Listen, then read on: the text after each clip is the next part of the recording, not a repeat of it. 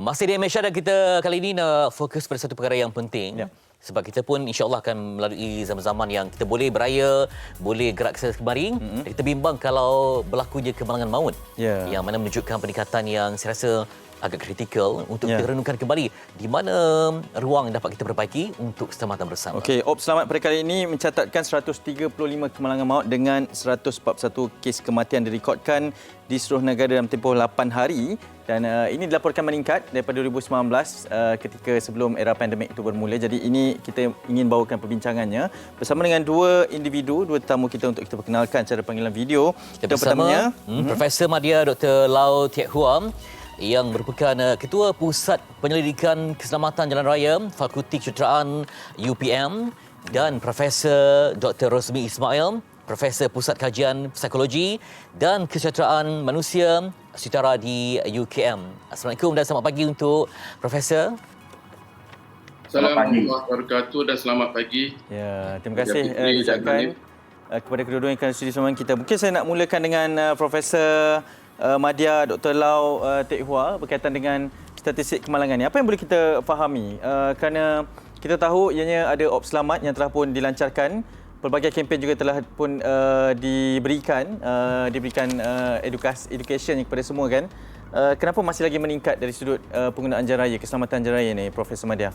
Okey, selamat pagi dan selamat Hari Raya. Saya rasa sekarang ini kadar kematian tu ataupun bilangan kematian tu amat tinggilah berbanding dengan tahun-tahun yang lepas, termasuk sebelum ada COVID-19.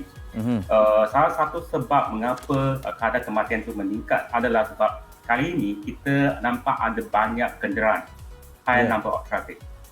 Kita jangka lebih kurang ada 2.5 juta traffic di atas jalan raya.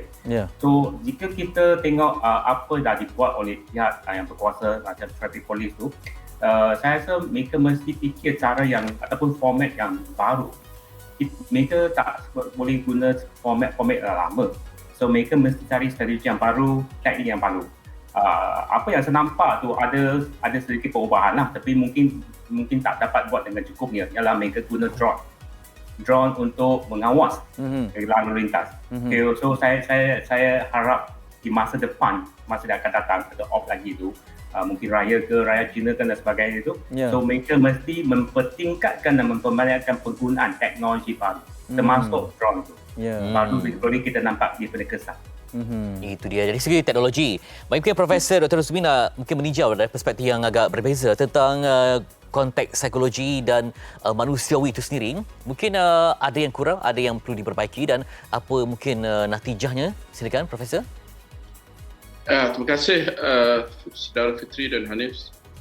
Selamat pagi, Assalamualaikum dan salam sejahtera kepada semua penonton MHI. Baik, berhubung dengan persoalan tersebut, saya rasa yang mengendalikan mesin ataupun kenderaannya adalah manusia.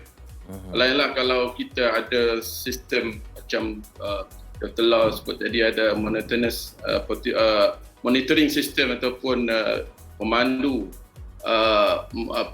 driver tanpa pemandu manusia. Itu lainlah.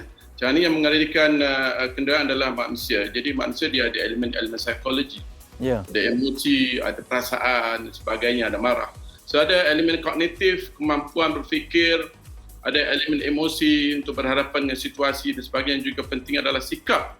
Itu adalah yang paling penting sekali. Dan kalau kita lihat daripada statistik tadi, majoriti adalah kemalangan yang melibatkan motosikal sebenarnya ya.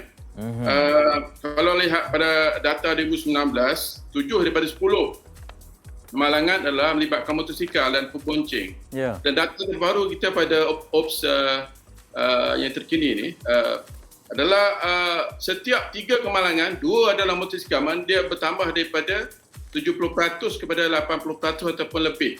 Maksudnya yang menjadi mangsa sekarang ni adalah pemandu, bukan pemandu adalah penunggang motosikal dan pembonceng. Jadi kita kena buat sesuatu dalam konteks ini. Jadi kalau kita lihat cadangan yang disebut oleh Dr. Lau, salah satu daripada inisiatif yang kita kena buat dari segi penggunaan teknologi. Tapi saya rasa untuk berhadapan dengan manusia yang saya kata tadi ada elemen-elemen psikologi ni, kita kena buat sesuatu lah. Misalnya way forward ni kita boleh cadangkan adalah sekarang kerajaan telah memberikan subsidi seperti toll free kan untuk menggalakkan orang balik kampung.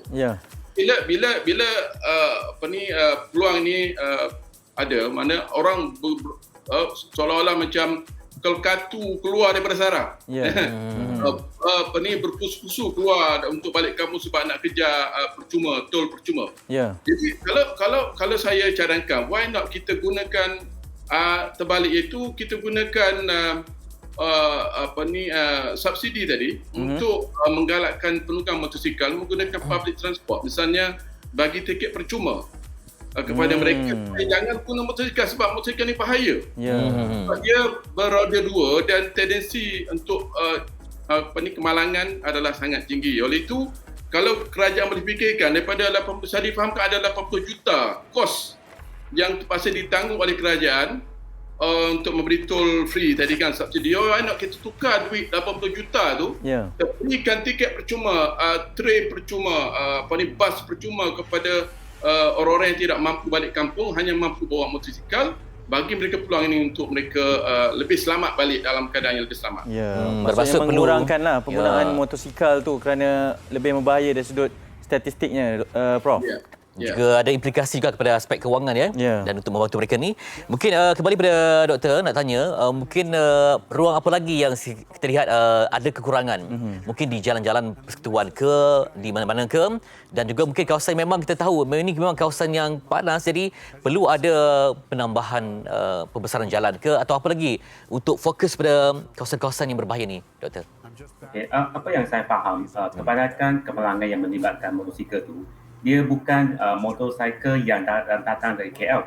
Dia adalah motosikal yang tempatan di kampung ke, di pekan ke tu, yang mereka yang terlibat dalam kemalangan jalan raya.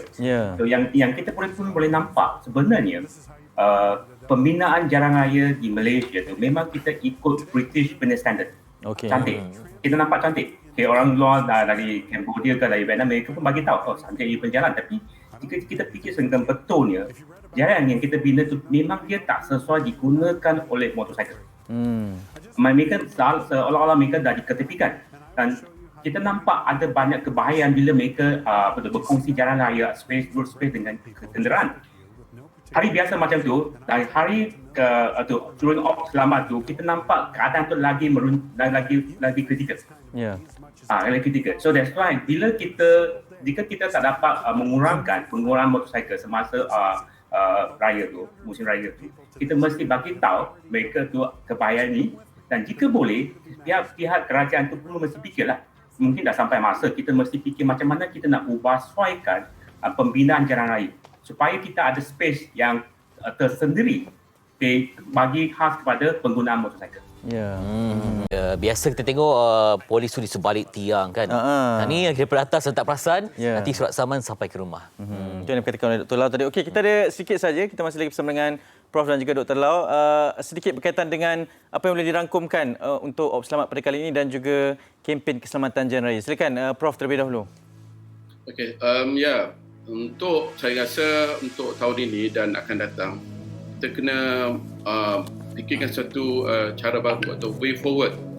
Antaranya adalah mungkin memperkenalkan semula sistem demerit point ataupun poin kesalahan yang telah dilakukan oleh seorang pemandu itu. Misal kata surat saman, berapa kali dia dapat surat saman dan sebagainya.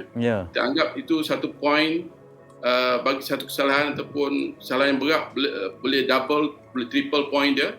Dan satu masa bila dia cukup jumlah poin tertentu, mungkin pemandu ni dihalang daripada memandu ataupun biasanya ditarik sebab dia dianggap sebagai berbahaya kepada pengguna jalan raya lain.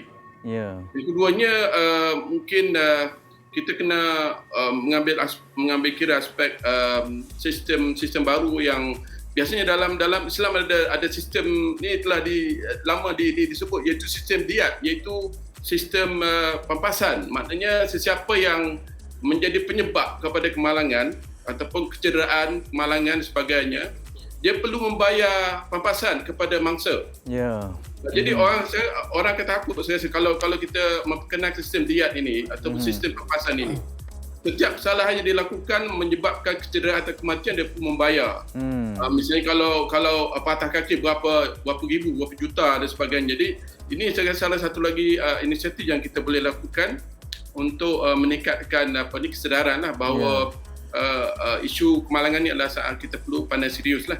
Okey. Dan akhir sekali mungkin kita boleh menambahkan lagi lorong-lorong motosikal yang berada di seluruh Malaysia. Sebab bila motosikal masuk ke dalam highway ataupun ke lorong-lorong yang lebih laju, dia agak berbahaya. Jadi kerajaan kena mengambil inisiatif itulah untuk menambahkan lagi lorong-lorong motosikal. Baik. Prof, terima kasih. Dr. Lau, sedikit mungkin? Okey, tentang penggunaan drone tu, saya ada cadangan lah. Cadangan ialah mungkin pada masa depan tu mereka boleh fikir menggunakan upgradekan model yang lebih canggih, terutama dari segi jangka hayat bateri.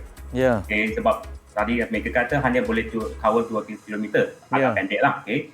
Yang kedua ialah selain daripada penggunaan drone tu, mereka pun pihak berkuasa pun boleh fikir menggunakan cara kaedah big data. Okay, terutama untuk guna big data untuk mengawas ataupun manage frequent offenders. So kita dah pastilah siapa mereka dan sebagainya. So biasa kita tengoklah ada group bully ke, case bully ke. Biasa mereka mesti ada banyak samat. Tak lari. So that's why mungkin kita mesti kata ada satu sistem dapat mengawal mereka. Betul. Database tu penting ya, Doktor ya? Yes. Itu saya pernah cadangkan. Okey. Baik, terima kasih banyak-banyak kepada kedua-duanya ke sudi dengan kami. Okey, demikian dengan Profesor Mahir Dr. Lau Teck Hua dan juga Profesor Dr. Rosmi Ismail memberikan fikrah dan juga cadangan mereka. Masa yang singkat ini tapi kita nampak macam mana hala tuju untuk penambahbaikan pada masa akan datang.